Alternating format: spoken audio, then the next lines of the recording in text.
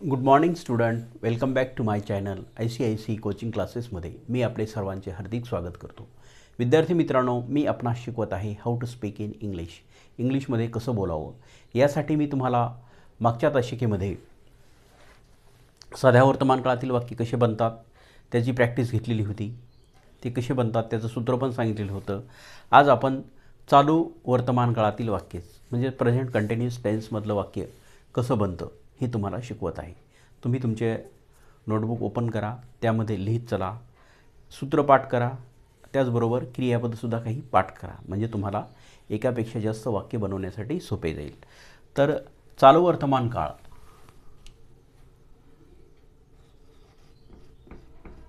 चालू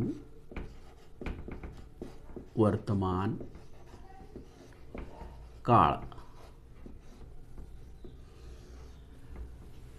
म्हणजे त्याला कोणता म्हणायचं? Present continuous tense.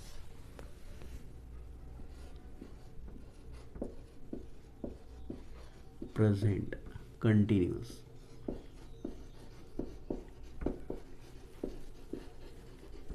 Continuous tense, चालू वर्तमान काळ.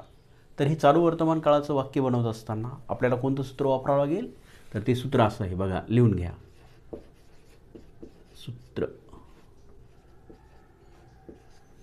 वाक्याच्या सुरुवातीला कर्ता असतो. कर्ता अधिक टू बीची वर्तमानकाळी रूपे. टू बीची वर्तमानकाळी रूपे तुम्हाला सर्वांना माहीत आहे, एम, इज आणि आर. तरी पण याच्यात लिहून घ्या टू बीचं वर्तमानकाळी रूपे एम, इज आणि आर. ह्या तिन्हीपैकी एक वापरायचं असतं. कर्ता एकवचनी असेल तर आपल्याला इज वापरावं लागतं. कर्ता अनेकवचनी असेल तर आर वापरावा लागतो. आणि कर्ता जर आय असेल तर चालू वर्तमान काळामध्ये एम, कर्त्यानंतर एम वापरावा लागतो. कर्ता जर आय असेल तर एम याचा उपयोग करावा लागतो. आणि या सर्वांचा अर्थ काय होतो? एम, इज, आर याचा अर्थ होतो आहे. याचा अर्थ काय होतो? आहे. आणि ह्या आरचा अर्थ होतो आहेत. अनेक वचनासाठी वापरला जातो. कर्ता अनेक वचनी असेल तर आर. आणि त्यानंतर मुख्य क्रियापद. मुख्य क्रियापद म्हणजेच क्रियापदाचे पहिले रूप. मुख्य क्रियापदाला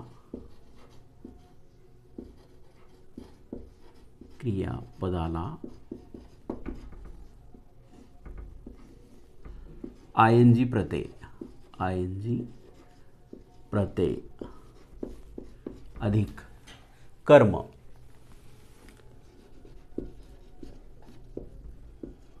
कर्म हे झालं चालू वर्तमान काळातील वाक्य बनविण्यासाठी उपयोगात येणारं सूत्र. या सूत्राच्या आधारे आपण चालू वर्तमान काळातील वाक्य बनवू शकतो.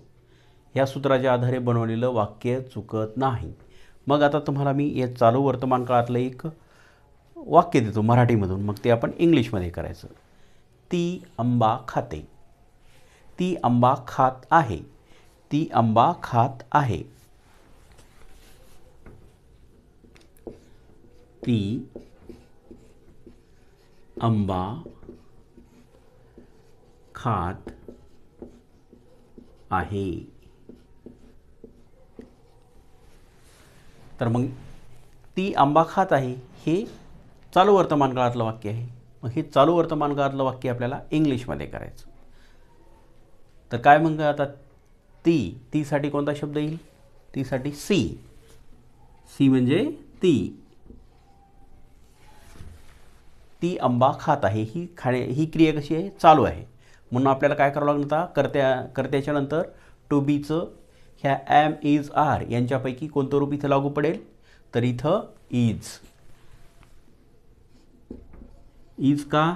तर सी हा कर्ता एकवचनी असल्यामुळे आपण इज वापरलेला आहे, म्हणून आपण इज वापरलं. त्याच्यानंतर काय करायचं? मुख्य क्रियापद खात आहे. खात EAT, इट म्हणजे खाणे, म्हणून काय करावं लागणार आपल्याला? इट घ्यावं लागेल मुख्य क्रियापदाचं. मुख्य क्रियापदाचे पहिले रूप. क्रियापदाचे पहिले रूप त्याला इट घेतलं, त्याला काय प्रत्यय लावावा लागतो आपल्याला? ING. मग आपण काय झालं? She is eating. ती खात आहे. काय खात आहे? आंबा खात आहे. Mango. She is eating mango.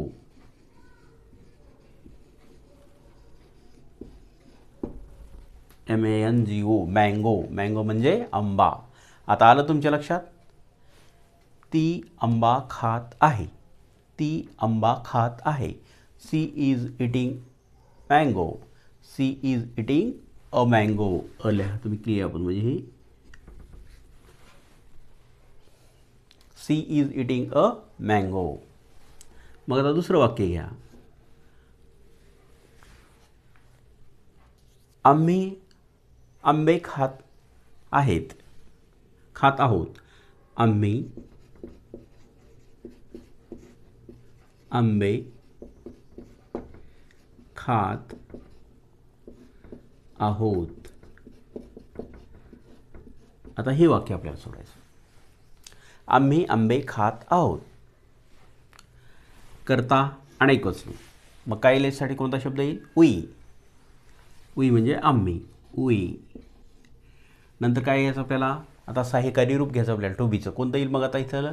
We असल्यामुळं, वी हा अनेकवचनी असल्यामुळं आर येईल. We are. आता हेच क्रियापद घेऊ. इट म्हणजे खाण्यासाठी आपण काय घेणार? इट. इट. EAT. इट म्हणजे खाणे. त्याला ING प्रत्यय मुख्य क्रियापदाला. We are eating mangoes. आम्ही आंबे खात आहोत. म्हणजे इथं अनेकवचनी करायचं.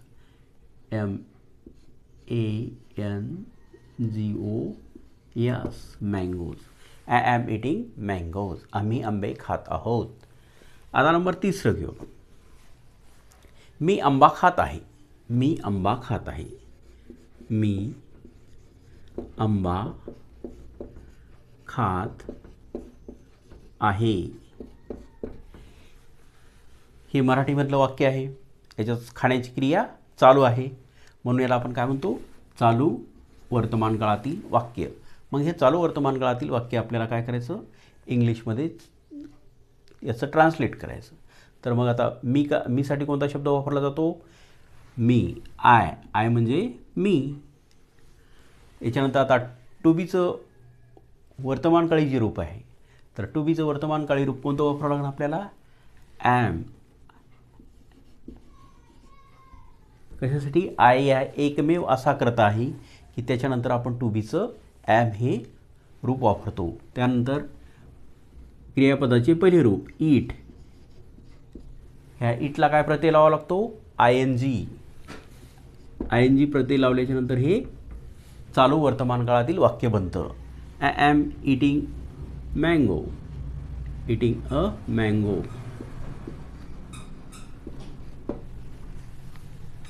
रामा आंबा खात आहे. त्याच्यानंतरचं वाक्य आहे Rama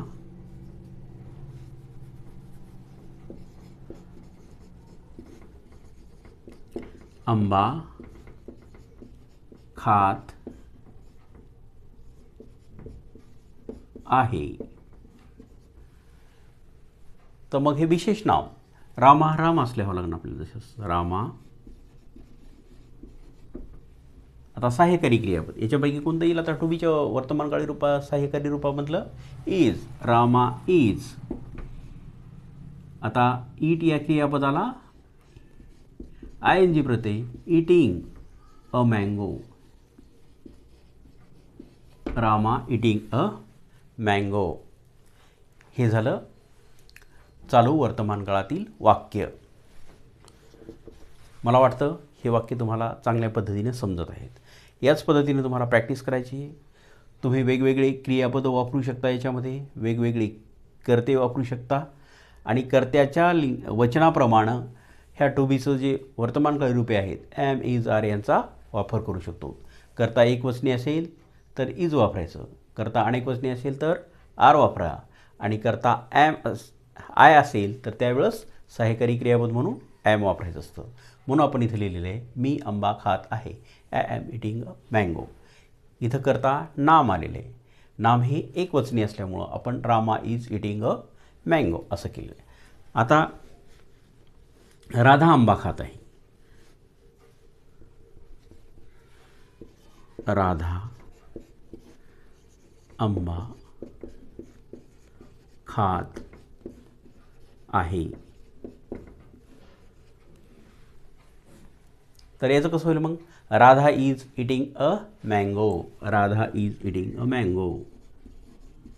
Radha is eating a mango. Radha is eating a mango. Number 6.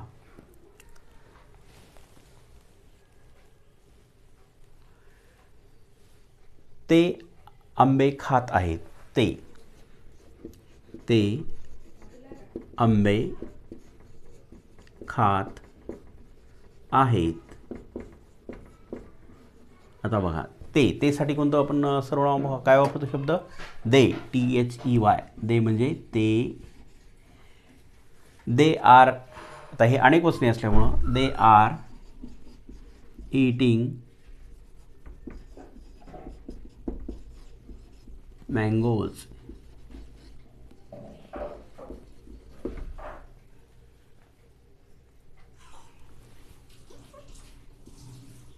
They are eating mangoes. Number 7. You. तू आंबा खात आहे. तू आंबा खात आहेस. तू आंबा खात आहेस. तू. You are eating a mango.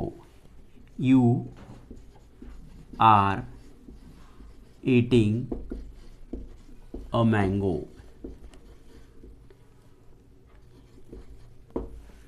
तर यू या सर्वनामानंतर यू या कर्त्यानंतर कधी पण वर्तमान काळामध्ये आपण आर हेच सहाय्यकारी क्रियापद वापरत असतो. अनेकवचनीसाठी बी आर वापरतो आणि एकवचनीसाठी सुद्धा आरच वापरत असतो. त्यामुळे हे सुद्धा तुम्ही कटाक्षानं लक्षात ठेवलं पाहिजे. मग अशा पद्धतीनं आपण एक कर्ता किंवा क्रियापदं वेगवेगळे वापरून आपण असे वाक्य बनवू शकतो. आता इथं जर आपण असं म्हणू लागलो की मी पत्र वाचत आहे. I am reading a letter. I am reading a letter. Rama is reading a letter. Sita is reading a letter. Radha is reading a letter. She is reading a letter. अशा पद्धतीनं आपण वाक्य बनवू शकतो वेगवेगळे कर्ते वेगवेगळे क्रियापदं वापरून.